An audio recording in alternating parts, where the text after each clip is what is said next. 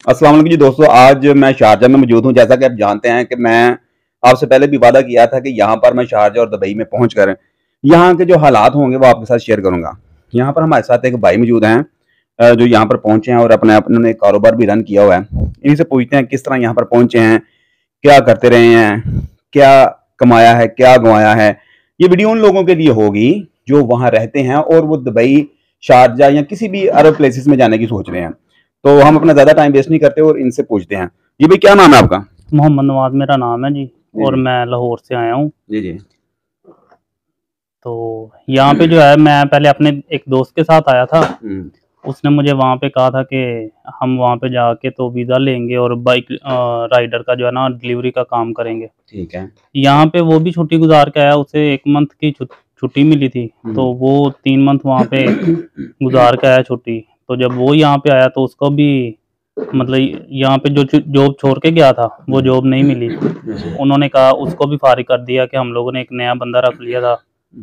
तो फिर वो भी फारिग हो गया और उसी की वजह से मैं आया था कि मुझे भी ये वीज़ा ले देगा बाइक डिलीवरी का। तो जब उसे नहीं मिला तो वो फिर मैं भी उसकी वजह से नई कोशिश की, मैंने बाइक डिलीवरी की।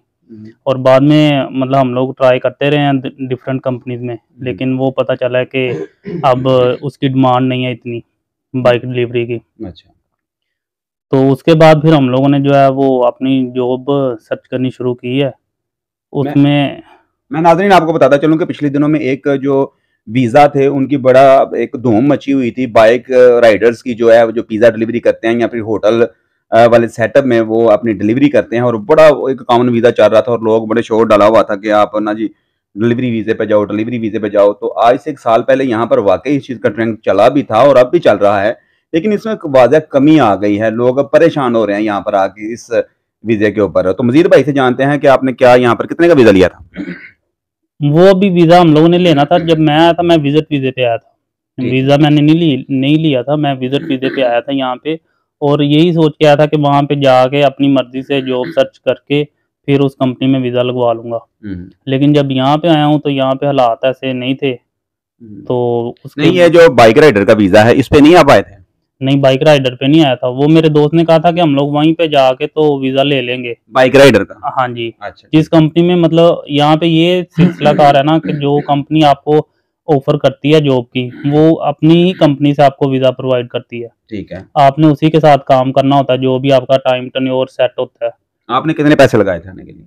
मैंने तकरीबन 1.5 लाख लगाया था। Visa, ticket, visit visa, ticket और बाकी जो शॉपिंग वगैरह की थी उसमें। अच्छा। और साढ़ 5,000 दिरहम जो है वो शो मनी लेके आया था, हुँ, जो एयरपोर्ट पे डिमांड थी उनकी। हुँ, तो उसके बाद यहाँ पे आके हम लोगों ने मतलब रहने के लिए जो बेड स्पेस है वो मतलब अवेल की। उसके बाद खाना-पीना सारा कुछ। तो यहाँ पे तकरीबन जो मंथली यहाँ बेड पर स्पे बेड स्पेस कितने की मिल जाती है दुबई में? दुबई में तकरीबन 350, 400, 500 यहाँ पे है। मिनिमम जो है वो 350 है। 350 की मंथली जो प्लेस है वो आपको मिल जाती है, बेड स्पेस जो होता है। हाँ जी। सिंगल बेड होता है? यहाँ पे वो बेड स्पेस जो है ना वो मतलब लोगों ने नेट पे देखा भी होगा। हुँ, और हम लोगों ने भी मतलब जब आके वो पिंजरे में कैद हुए हैं तो पता चला है कि बेड स्पेस क्या होती है। ठीक है। हम लोग वहाँ पे पाकिस्तान अल्हम्दुलिल्लाह अपने महलों जैसे घर में छोड़ के, तो हुँ। जब यहाँ पे आके वो पिंजरों में कैद हुए हैं तो पता चला कि पाकिस्तान में और यहाँ पे क्या डिफरेंस है। पाकिस्तान में क्या करते रहे हैं? पाकिस्तान में मैं स्विगी गैस में जॉब करता रहा हूँ। सुई गैस महकमा में? हाँ जी। वहाँ अच्छा। पे मैं सब इंजीनियर था। हुँ, 5 साल वहाँ पे जॉब किया, वो भी कॉन्ट्रैक्ट बेस थी। हुँ, तो कॉन्ट्रैक्ट के बाद वो जॉब है, वो आगे रिन्यू नहीं हुआ कॉन्ट्रैक्ट, हुँ, तो वो भी फारिग हो गए वहाँ से। फिर एक जगह पे जॉब की, हुँ, कंप्यूटर ऑपरेटर की। हुँ, वो भी कंपनी मतलब साल 1.5 साल के बाद उसका कॉन्ट्रैक्ट खत्म हो गया, वो भी बंद हो गई। उसके बाद काफ़ी एनटीएस के पेपर दिए। अल्हम्दुलिल्लाह हर महकमा जो है ना पाकिस्तान में वो मेरा 500,000 का कर्जदार ही है। अच्छा, अच्छा। इतने एनटीएस के पेपर दिए हैं, हर महकमे में जहाँ भी ट्राई की है उसका रिजल्ट ही नहीं मिला। पास हो गए हैं, सारा कुछ हो गया, रिजल्ट मतलब शो हो गया, लेकिन उसके बाद आगे प्रोसीजर का पता ही नहीं चला कि किन लोगों को उन्होंने एम्प्लॉय किया है, किन को जॉब मिली है, उसका कोई रिकॉर्ड नहीं है पाकिस्तान में। तो वहाँ से फिर डिस्करेज होके मैंने यही सोचा था कि अब बाहर जाते हैं, पाकिस्तान के हालात नहीं है, बेरोज़गारी है, हर बंदा यहाँ यहाँ पे परेशान है। तो यहाँ पे आए हैं, तो यहाँ पे भी आके वो पहले वो बाइक डिलीवरी वाला मसला था, उसके बाद फिर मैंने ये सोचा कि अब नहीं काम मिल रहा, तो एक दोस्त से रब्ता किया। उसने कहा जी हम लोग वीज़ा नहीं आपको देंगे, आप वीज़ा खुद परचेज़ कर लो, फ्रीलांस वीज़ा, तो हम लोग आपको काम दे देंगे। वो कितने का फ्रीलांस वीज़ा? वो तकरीबन 10-12 हज़ार का है। अच्छा, 10-12 हज़ार का। और जब आपने पिछला 10-12 हज़ार दिरहम का। तो अभी आपने ले लिया वो वीज़ा? हाँ जी, वो मैंने ले लिया उसी टाइम कि चलो जॉब मिल रही है, तो कुछ मैं जो शो मनी लेके आया था, वो मेरे पास ही, कुछ 5,000? 5,000 में कुछ खर्च हो गई थी ना। यहाँ पे जो बेड स्पेस है वो एडवांस लेते हैं, खाना-पीना जो वो आपका अपना ही है। ठीक है। तो उसमें से कुछ खर्च हो गए, कुछ मैंने पीछे से और मँगवाए घर से, तो वो मैंने वीज़ा लगवाया और उसके साथ मैं मुकम्मल राब्ते में था कि आज मेरा इतना प्रोसेस हो गया है, मेडिकल हो गया, ये वो। तो जब वीज़ा लगा तो मैंने उसे बताया कि भाई मेरा वीज़ा लग गया, मैं अब जॉब पे किस दिन आऊँ आपके पास? तो उसने मुझे जवाब दे दिया कि भाई हम लोगों ने ऑलरेडी जो है वो आप बंदा एक रख लिया है, तो अब आपकी ज़रूरत नहीं है, आप कहीं और ट्राई करो। अच्छा, तो वैसे अब जहाँ पे जो हमने वो शहरों पे बैठे हुए लोग देखे हैं, यहाँ पर लोग बैठे हैं काम की तलाश में, जो वो सिंगल-सिंगल दिहाड़ियाँ लगाते हैं, उनके बारे में बताओ, वो क्या मामला था? आप पहले बता रहे थे शायद कि आपने कहीं काम किया तो फिर वो भी लोग पैसे नहीं देते, वो क्या सिस्टम है ज़रा बताएँ? वो यहाँ पे जब कोई जॉब नहीं मिली, कोई मतलब जहाँ भी जाएँ वो यही आपने बात सुनने। फ्रीलांस वीज़ा लगवा लिया, फिर उसके बाद आपने दिहाड़ियाँ लगाई? जब फ्रीलांस वीज़ा लग गया फिर मैंने जॉब सर्च की अच्छा। कि अब मतलब मेरे पास वर्क परमिट है, मैं यहाँ पे काम कर सकता हूँ, लीगल हूँ मैं, 2 साल का वीज़ा है, मैं मतलब इल्लीगल नहीं हूँ, कोई परेशानी नहीं होगी मुझे। फिर मैंने जॉब सर्च की, उसके बाद जॉब सर्च करने में के दौरान हर बंदे ने यही कहा कि हालात ठीक नहीं है, काम नहीं है, हम लोग जो पहले हमारे पास एम्प्लॉय हैं, उनको भी छुट्टी भेज रहे हैं, फारिग कर रहे हैं कि काम ही नहीं है। फिर वहाँ से डिस्करेज हो के तकरीबन 1-2 महीने यही सिलसिला चलता रहा। उसके बाद फिर किसी ने मुझे मशवरा दिया कि आप ना अड्डे पे जाओ, यहाँ पे नाका कहते हैं उसको। मज़दूरों का अड्डा जो होता है। हाँ, मज़दूरों के अड्डे को ना नाका कहते हैं। अच्छा। वहाँ पे गए हैं, वहाँ पे मतलब कभी ले जाते हैं लोग, कभी नहीं लेके जाते हैं। बहरहाल हमारा जो पहला दिन था वो हम लोग जाके बैठे रहे, वेट करते रहे सारा दिन, कोई चक्कर नहीं। फिर नेक्स्ट डे गए, एक बंदा आया, वो हमें लेके गया। उसने 80 रुपए दिहाड़ी दी, 80 दिरहम पर डे, तो वो शाम को उसने दे दिए। अगले दिन फिर हम मतलब खुशी-खुशी गए कि चलो और जॉब नहीं को मिली तो यही अगर हम लोग काम करें, मुसलसल मिलता रहे तो 24-2500 ये भी बन जाएगा मंथली। उसके बाद ये हुआ जी कि एक बंदा आया, उसने कहा जी हमारे साथ चलो काम है। वो हमें वहाँ से लेके गया गाड़ी में। उसने 1 हफ्ता हमसे काम करवाया और शाम को जब पैसे माँगते थे वो यही कहता था कि हफ्ते के इकट्ठे ही मिलेंगे। और हफ्ता जब मुकम्मल हुआ तो उसे पैसे माँगे हैं, तो उसने कह दिया जी कि अभी मुझे आगे से नहीं मिले मालिकों से, जब मिलेंगे वो मैं आपको दोबारा दे दूँगा। तो अभी आप यहीं पे काम कर रहे हो, आप कौन-सा छोड़ के चले गए हो? अब नेक्स्ट वीक फिर उसने काम करवाया और नेक्स्ट वीक 2 हफ्ते उसने काम करवाने के बाद फिर पैसे नहीं दिए। फिर उससे पैसे माँगे हैं तो उसने कहा कि अभी काम और है, इसको कंप्लीट करो ये इस वीक में, तो फिर 3 हफ्तों के इकट्ठे मिलेंगे पैसे। वो 3 हफ्ते भी उसने काम करवा लिया और जुम्मे को वो बंदा गायब हो गया। अच्छा। हाँ, अच्छा, जिसने पैसे देने थे हफ्ते वाले दिन, वो बंदा जुम्मे को गायब हो गया। अच्छा। वो पाकिस्तान भाग गया या कहाँ चला गया, वो हमें मिला ही नहीं है। हमारी कमेटियों वाला साहब हुआ। हाँ। हाँ, जिस दिन कमेटी निकलती थी हमारी गायब हो गई। वो 3 हफ्ते मतलब मुसलसल मेहनत की है, उसके बाद वो मतलब उसकी उजरत भी नहीं मिली, पैसे भी नहीं मिले और बंदा भी फरार हो गया। अब अगर हम लोग जाते हैं नाके पे तो पहले उससे पूछ लेते हैं भाई के पैसे कैश हैं, तो फिर जाते हैं, अदरवाइज़ मतलब किसी पे एतबार ही नहीं करते। और दुबई ऐसा शहर है कि यहाँ पे पाकिस्तानी जो है ना, वो पाकिस्तानी की टाँगें खींचता है और यहाँ पे कोई लिहाज़ नहीं, कोई अदब-तमीज़ नहीं। बस इन्हें यही है कि हम लोग घर से कमाने आए हैं, ये नहीं पता कि हलाल के कमाने हैं कि हराम के कमाने हैं। वो पाकिस्तानी पे एतबार करके चले जाते हैं कि ये पाकिस्तानी भाई है, ये मतलब तंग नहीं करेगा, पैसे दे देगा। और जब शाम को पैसे माँगते हैं तो वो कहते हैं कि नहीं है। और ये हालात हैं दुबई के। आप यहाँ पर आने तक टोटल कितनी इन्वेस्टमेंट आपने कर दी है? मैंने तकरीबन 10,000 का वीज़ा लिया और लाख 1.5 लाख जो मैं पीछे लगा के आया था, तकरीबन 8 साढ़े 8 लाख मेरा लग गया। अच्छा, कितनी देर हो गई टोटल आपको यहाँ पर पहुँचे हुए? मुझे 5-6 माह हो गए हैं तकरीबन। 5-6 माह में आपने क्या कुछ कमाया है? यहाँ पे तो भाईजान अभी जो है ना वो तकरीबन बेड स्पेस के पैसे पूरे हो जाएँ और खाना-पीना पूरा हो जाए तो यही अल्लाह की मेहरबानी है।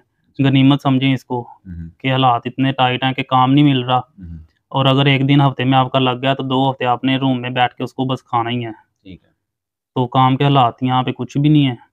तो बहुत सारे लोग हमारे ये वीडियो देख रहे हैं, उनके बारे में आप क्या कहेंगे? लोग बेचारे 10-10 लाख, 15-15 लाख लेके मैं नाज़रीन आपको बताता चलूँ कि ये सोच रहे हैं कि शायद हमें वहाँ कुछ काम मिल जाएगा। लोग क्योंकि अपने मुल्क की इकॉनमी से, अपने मुल्क के सिस्टम से, हमारे पॉलिटिशियन से इतने तंग आ चुके हैं कि वो सोच रहे होते हैं कि हम शायद 10-15 लाख लेके बाहर जाएँगे तो हमारा कोई काम चल जाएगा और शायद हम डेढ़ 2 साल में उस पैसे को रिकवर कर लेंगे। तो उस हवाले से भी ज़रा हमारे नाज़रीन को मैसेज दें कि आप ज़ाहिर बात है 6-7 माह को यहाँ पर आए हुए हो चुके हैं, तो इस दौरानिए में आपने कितने लोगों को यहाँ पे सेट होते देखा, कितने लोगों को कितने पैसे भेजते देखा? इस बारे में बताएँ ज़रा। पैसे भेजने वाली जो बात है ना, वो मैंने तो किसी को नहीं देखा, अच्छा। जो मेरी नज़र में है।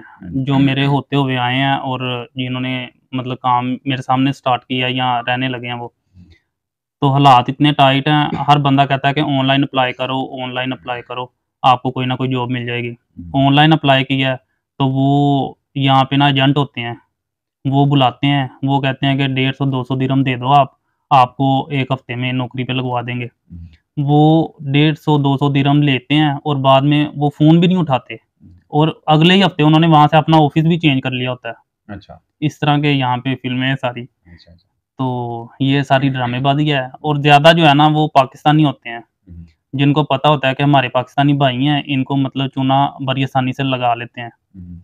और ख्वाब दिखा के पहले तो ख्वाब दिखा के वो इधर सऊदी अरब में या यूएई में ले आते हैं, फिर आगे यहाँ भी ख्वाब का जो अमल है वो रुकता नहीं है, वो भी चलता जाता है। बंदों को पैसे देने पड़ते हैं और फिर ये बड़ी बात तो ये है कि हमारे पाकिस्तानी ख्वाब देखते भी बहुत ज़्यादा हैं, हाँ जी। मेहनत कम करते हैं। तो और बताएँ ज़रा कि यहाँ पर जो एक ये पिज़्ज़ा डिलीवरी वगैरह ये वो सारा कुछ अभी तो मैंने देखा कि बाइक्स वगैरह काफ़ी वायरल चल रही हैं। इसकी भी थोड़ी हकीकत बता दें क्योंकि वहाँ पर बहुत शोर मचा हुआ है पाकिस्तान में कि लोग डिलीवरी बाइक जो है बाइक राइडर वीज़ा जिसे कहा जाता है उस हवाले से बड़े हमारे जो नौजवान हैं वो इस बारे में लगे हुए हैं कि हम वहाँ जाएँगे और वहाँ जाके कितने पैसे कमा लेंगे। ये भाई भी शायद इसी चक्कर में आए थे और इन्होंने बता दिया है बल्कि कि यहाँ पर कितने पैसे कमाए जा रहे हैं। तो और मज़ीद इस बारे में बताएँ हमें कि क्या है, किस तरीके से अगर बंदा अब हमारे जो नाज़रीन देख रहे हैं उनको बताएँ कि किस तरीके से क्या उनको दुबई आना चाहिए या किसी और भी मुल्क जाना चाहिए या नहीं जाना चाहिए? और पाकिस्तान के हालात भी ऐसे हैं कि वहाँ पर भी गुज़ारा नहीं हो रहा। क्या करना चाहिए? एक मशवरे के तौर पे हमारे नाज़रीन को बताएँ ज़रा। पाकिस्तान के जो हालात हैं वो तो तकरीबन सबके सामने ही हैं हुँ, कि बहुत ही हैंड टू माउथ वाली कंडीशन है वहाँ पे। बिल्कुल। तो अब ये है कि अगर जो भाई यहाँ पे आना चाहते हैं, वो हुँ, उनके लिए ये मेरी मतलब मशवरा है कि वो किसी कंपनी का वीज़ा लेके हुँ, फिर आएँ। जो वो सीधे आके अपनी कंपनी में लगें और वहाँ पे वो जॉब करें और उनको वहाँ से इनकम आनी स्टार्ट हो जाए। अगर विज़िट वाले आते हैं तो वो तो घूमने-फिरने आए हैं और घूम के चले जाएँ। और जो विज़िट पे आके यहाँ पे मतलब जिनके कोई आगे रिस्पॉन्स करने वाला बंदा नहीं है, हुँ, तो वो तो भाई ना ही आए। क्योंकि यहाँ पे कोई मतलब रिस्पॉन्स नहीं देता। अगर जॉब सर्च करेंगे तो वो मेरे वाली सारी कंडीशन है कि 150 200 दिरहम दे दो, तो हम आपको लिखवा देंगे। और उसके बाद वो ना फ़ोन उठाते हैं, ना उनका वो वहाँ पे जाके ऑफ़िस मिलता है। हुँ, और मैंने खुद 700-800 दिरहम इस तरह भी ज़ाया किया है। हुँ, और जिस बंदे के पास जाओ और उसे ये बताओ कि पिछली दफ़ा ये मामला हुआ मेरे साथ हुँ, कि वो बंदा गायब हो गया वहाँ से पैसे लेके। तो वो जिस बंदे के पास गए होते हैं, वो आगे से ये कहता है कि हम उस उनकी तरह नहीं हैं, हुँ, हमारा पक्का काम है, हमारा पक्का ऑफ़िस है, हुँ। हम लोग यहीं पे हैं, आपको लगवाएँगे, हमारी सिर्फ़ ये प्रोसेसिंग फ़ीस है, ये आपने अभी पे करनी है। तो तो कुछ लोग चलो आप तो एक दिहाड़ी वाला भी सेटअप देखते रहे होंगे या आपके पास इतनी इन्वेस्टमेंट नहीं है कि आप किसी अच्छे कारोबार शुरू कर सकें या 10-20 लाख वाला या 25 लाख पाकिस्तानी जो रुपीस हैं उसमें आपको कारोबार शुरू कर सकें। तो जो लोग इतनी इन्वेस्टमेंट रखते हैं जिन पास 25-30 लाख रुपया है और वो कुछ मतलब छोटी दुकानदार डालने की सोच रहे हैं, कोई बुफिया वगैरह या कैफेटेरिया वगैरह डालने की सोच रहे हैं, तो उनके बारे में थोड़ी-सी हमें बताते चलेंगे क्योंकि पाकिस्तान में नाज़रीन बहुत सारे लोग ऐसे हैं बेचारे यहाँ पर दुबई में आके, यूएई में आके या फिर किसी भी अदर कंट्री में जाके अपने पैसे सारे बर्बाद करके बेचारे फिर वापस चले जाते हैं। उस हवाले से भी बता दें कि छोटे कारोबार या बड़े कारोबार यहाँ पर आकर कोई इन्वेस्टमेंट करता है तो वो किस हद तक कामयाब हो जाता है? जो भाई इन्वेस्टमेंट करना चाहते हैं और काम का तजुर्बा रखते हैं, उनके लिए दुबई वेलकम करता है। वो आएँ यहाँ पे मतलब बड़ी अच्छी मार्केट प्लेस है। तो यहाँ पे इंटरेस्ट फ्री काम है सारा कि जो कमाना वो आपके अपने पास ही है। और उनके लिए अपॉर्चुनिटी है, जो इन्वेस्टमेंट करना चाहते हैं और उनको तजुर्बा है कि वो यहाँ पे काम टैकल कर लेंगे। बाकी जो मज़दूरी तबका है और जो मेहनत मुशक्क़त वाले काम हैं, वो तो भाई पाकिस्तान में ही करें, यहाँ किसी यूरोप साइड पे जाएँ, यहाँ पे उनका कोई काम नहीं है। अच्छा नाज़रीन मैं आपसे इजाज़त चाहूँगा तो मैं आपको बताता चलूँ कि आपसे वादा किया था कि यहाँ पर मैं दुबई में सिर्फ़ विज़िट पर्पज़ पर आया था और यहाँ पर एक छोटा-सा मेरा बिज़नेस टूर भी था। तो मैंने सोचा चलो मैंने तो विज़िट करना है क्यों ना आपको भी साथ में विज़िट करवा दूँ और ख़ासकर उन लोगों को जो बेचारे हमारे दोस्त ऐसे होते हैं एजेंटों के हाथ चढ़ जाते हैं, पैसे बर्बाद कर लेते हैं, किसी न किसी वजह से हमारी आवाम जो है अपना नुकसान कर बैठती है। तो यहाँ पर भाई से हम जितनी मालूमात हासिल कर सकते थे हमने इनसे मालूमात ले ली है, और आगे आप पर डिपेंड करता है कि आपने इनके मशवरे पर अमल करना है या नहीं करना। ज़ाहिर बात है हमने तो आपसे कोई मुआवजा नहीं लेना, एक राय फी सबिलिल्लाह के लिए ये वीडियो बनाई थी, और मजीद भी मैं बिजनेस आइडियाज जो है दुबई के वो आपके साथ शेयर करूंगा, और आपको बताऊंगा कि अगर दुबई में आपने आना है तो क्या कुछ लेके आना है, या कौन लोग दुबई में आ सकते हैं। खासकर लेबर तबका तो अभी से मना है, वो बिल्कुल ना आए बेचारे, पहले ही उनके पास पैसे बहुत कम होते हैं और फिर यहाँ पर आके वो मजीद मुश्किलात का शिकार हो जाते हैं। जी, अल्लाह हाफिज।